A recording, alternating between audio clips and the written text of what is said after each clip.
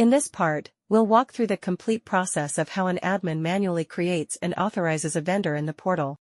To begin, the admin logs in using their credentials. From the sidebar, they navigate to Manage Vendors and click the Create Vendor button. A registration form appears where the admin enters the personal information of the contact person from the vendor's company.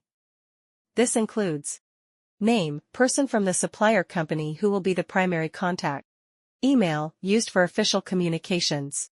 Password, a secure password that the supplier will use to log in.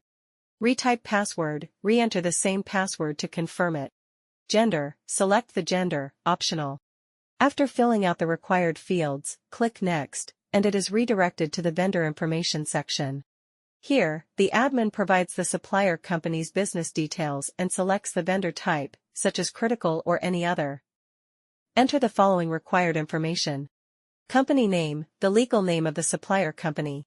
Tax registration number, official tax identification number. Vendor ID, a unique assigned number to vendor in portal.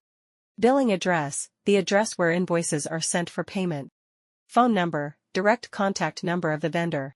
Shipping address, the address where goods will be delivered. Email, company's business email. Vendor group, for classification to group similar vendors. Currency code, in which transactions will be made, such as USD. Plus any other optional fields, if necessary.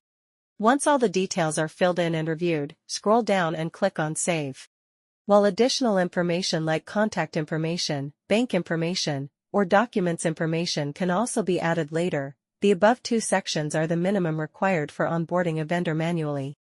Finally, navigating back to the Manage Vendors section, you'll notice that the vendor has now been successfully created and is fully authorized. And that's it. Thanks for watching.